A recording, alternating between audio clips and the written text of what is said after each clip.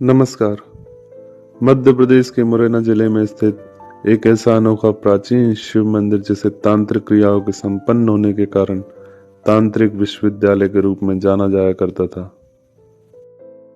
इस अनोखे रहस्यमय शिव मंदिर की संरचना हम सभी को आकर्षित तथा अचंभित भी कर सकती है। इस मंदिर को हम मितावली 64 योगिनी मंदिर के नाम से जानते हैं।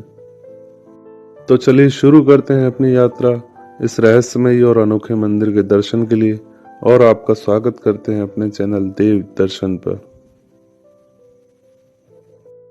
मध्य प्रदेश के ग्वालियर रेलवे स्टेशन से मितावली मंदिर की दूरी लगभग 35 किलोमीटर तो मध्य प्रदेश के मुरैना रेलवे स्टेशन से लगभग 29 किलोमीटर होती है।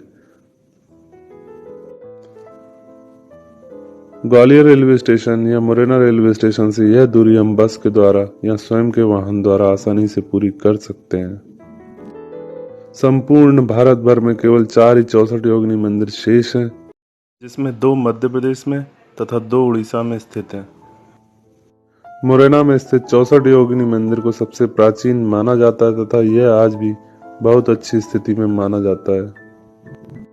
दूर से ही हमें पहाड़ी के शिखर पर यह मंदिर दिखाई देने लगता है।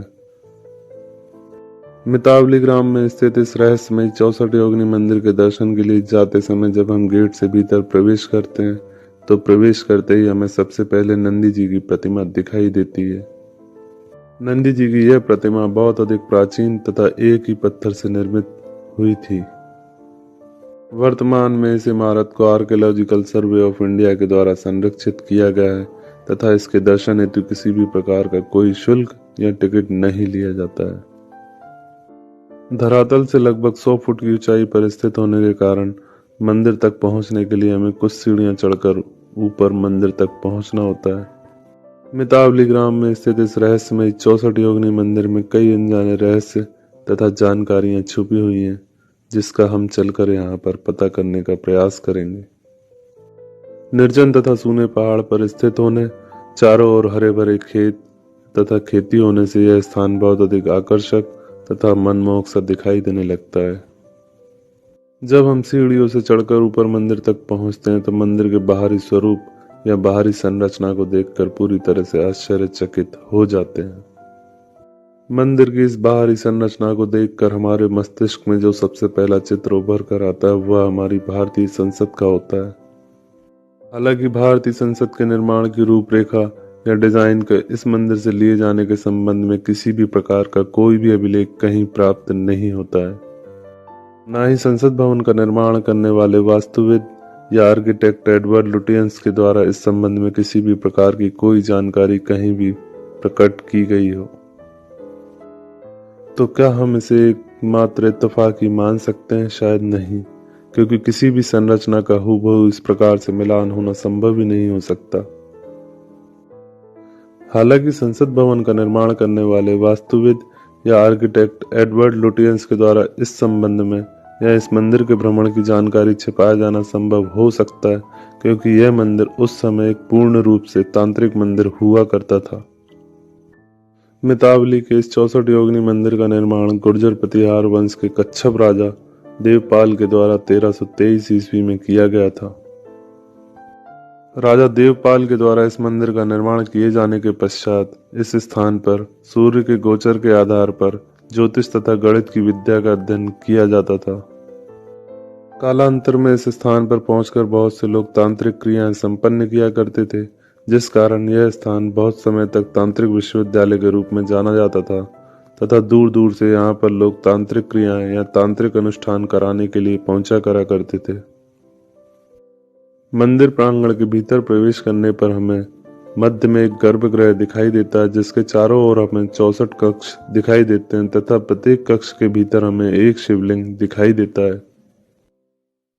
पूर्व के समय में ऐसा बताते हैं कि प्रत्येक कक्ष में शिवलिंग के साथ एक योगिनी की मूर्ति हुआ करती थी, जिसे यहाँ से कुछ लोगों के द्वारा चोरी कर लिया गया, तो कुछ मूर्तियों का संरक्षण ग्वालियर के राजकीय संग्रहालय में तथा दिल्ली के संग्रहालय में किया गया है। मंदिर के भीतरी गर्भगृह में प्रवेश करने पर हमें गर्भगृह के भीतर 2 शिवलिंग दिखाई देते हैं, जिन्हें देखकर हम पूरी तरह से आश्चर्यचकित हो सकते हैं। और यह एक रहस्य ही माना जाता है। हालांकि कुछ लोगों के द्वारा इस संबंध में बताया जाता है कि तांत्रिक अनुष्ठान करने के लिए तांत्रिकों के द्वारा 2 शिवलिंगों का प्रयोग किया जाता था, तथा कुछ लोगों के द्वारा ऐसा माना जाता है कि यह 2 शिवलिंग शिव व भगवान माता पार्वती की जोड़ी के रूप में इस स्थान पर स्थापित किए गए थे। इस मंदिर का निर्माण भूकंप रोधी तकनीक से किया गया था तथा इसके निर्माण में 100 से ज्यादा पत्थर के खंभों या पिलरों का उपयोग किया गया था।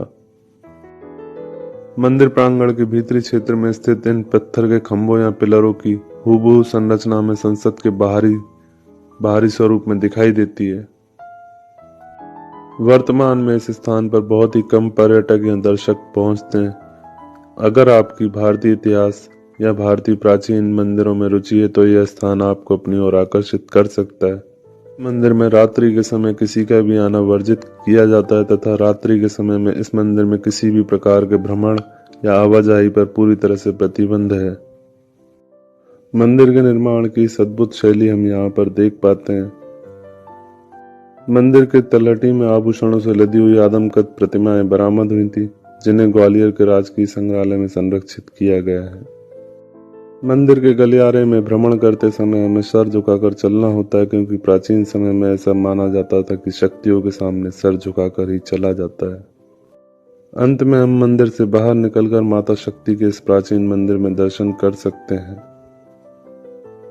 इस वीडियो में हमारे द्वारा इस रहस्यमयी मंदिर के संबंध में सभी सही जानकारी देने का प्रयास किया है। अगर आपको यह प्रयास अच्छा लगा हो तो वीडियो को लाइक और चैनल को सब्सक्राइब जरूर करें। वीडियो देखने के लिए आपका अनमोल समय देने के लिए बहुत बहुत धन्यवाद। और अंत में ओम नमः शिवाय।